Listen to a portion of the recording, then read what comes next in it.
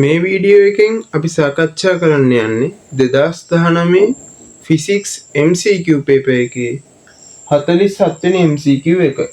අපි එන යමු 47 වෙනි MCQ එකට. රූපයේ දක්වා ඇති පලිපතේ සලකන්න. බාලය L හරහා යොදා ඇති වෝල්ටීයතාවය සහ එය තුලින් ගලන ධාරාවේ තරංග ආකාරයේ ප්‍රස්ථාරවල නිරූපණය කළ ඇත. එතකොට මෙහෙම බාලයක් හරහා ධාරාව වෝල්ටීයතාවයක් සහ ධාරාවක් යනවා. එතකොට ඒකේ ක්ෂමතාවය තමයි අපෙන් අහන්නේ. සාමාන්‍යයෙන් අපි ක්ෂමතාවය හොයන්නේ P සමානයි IV කියන සමීකරණය. P කියන්නේ ක්ෂමතාව, I කියන්නේ ධාරාව ගුණ කිරීම වෝල්ටීයතාවය. එතකොට දැන් මේක අපි දන්නවනේ මේ සමීකරණ මාර්ගයෙන් තමයි අපි හොයන්නේ කියලා තියෙන්නේ. එතකොට මේ පළවෙනි ප්‍රස්ථාරයේ වෝල්ටීයතාව ප්‍රස්ථාරයෙන් දීලා තියෙන්නේ Vm. මෙතන මේ Vm කියලා දීලා තියෙන්නේ max එක උපරිමය. එතකොට V max එක විදිහට මෙතන සාමාන්‍යයෙන් උපරිමගේ. එතකොට අපි ගත්තොත් වෝල්ටීයතාවයේ උපරිමය ගන්න ඕනේ. මේ සමීකරණයට ආදේශ කරනනේ ගන්න ඕනේ. එතකොට අපි ඔය ගත්තොත් V වල එක වශයෙන් අපිට ගන්න පුළුවන් Vm. V වල වෝල්ටීයතාවයේ උපරිමගේ Vm. ඒක අපිට ගන්න පුළුවන්.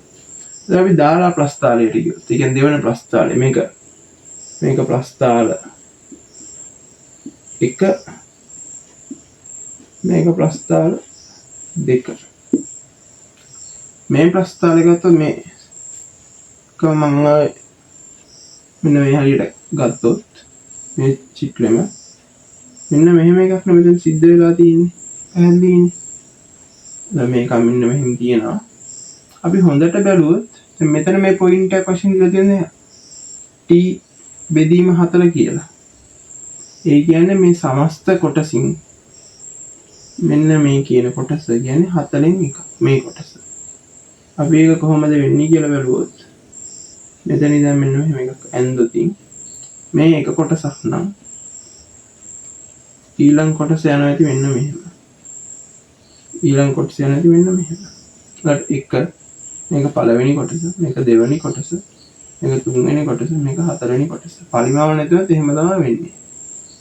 එතකොට අපිට I වලගේ වශයෙන් අපිට ගන්න පුළුවන් වෙන්නේ Im නේ. I max අගේ වශයෙන් අපිට ගන්න පුළුවන් වෙන්නේ Im බෙදීම 4. ඒ T බෙදීම 4ක් නෙන්නේ. ඉතින් Im බෙදීම 4 කියන අගය තමයි අපිට ගන්න වෙන්නේ. පැහැදිලිනේ. එතකොට මේ අගයන් දෙකනේ තියෙන්නේ. අපි මුලින්ම I වල අගය ගත්තා.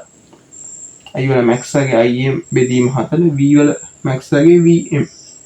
එතකොට අපිට මේ සමීකරණයට දාලා ආදේශ ගණිතයේ ක්ෂමතාවය ගන්න. අපි එක මේකට ආදේශ කරොත් අපිට ගන්න පුළුවන් I තියෙනවා Im බෙදීම 4 ගුණ කිරීම Vm. එතකොට උත්තරේ වශයෙන් අපිට ගන්න පුළුවන් මේකේ. මේක න V මුලට ඇවිත් තියෙන. එතකොට එන්නේ Vm Im බෙදීම 4. Vm Im බෙදීම 4 කියන උත්තරේ තමයි අපිට P වලට ක්ෂමතාවයේ නැගින ක්ෂමතාවයේ උත්සර්ජන ක්ෂමතාවයේ වශයෙන් අපිට ගන්න පුළුවන්. මේක තමයි උත්සර්ජන ක්ෂමතාව. එහෙනම් අපිට පළවෙනි උත්තරේ විදියට තියලා තියෙන බිඳුව. එහෙනම් අපිට ඒ උත්තරේ වැරදි කියලා හක් ගන්න පුළුවන්. දෙවෙනි උත්තරේ විදියට තියලා තියෙනවා Vm Im බෙදීම 4. ඔව්. දෙවෙනි එක තමයි හරි උත්තරේ විදියට අපිට ගන්න වෙන්නේ. දෙවෙනි එක තමයි අපිට හරි උත්තරේ විදියට මේ MCQ එකේ ගන්න පුළුවන් වෙන්නේ. තුන්වෙනි උත්තරේ මූල දෙකේ ගානක් නැහැ. තුන්වෙනි උත්තරෙත් වැරදි. හතරවෙනි උත්තරේට ඇත්තේ Vm Im කියලා ඒකත් වැරදි. බෙදීම 4ක් එන්න ඕනේ. පස්වෙනි උත්තරේ 2 Vm Im ඒකත් වැරදි. ඒ හින්දා අපිට හරි උත්තරේ විදියට දෙවෙනි උත්තරේ 47 වෙනි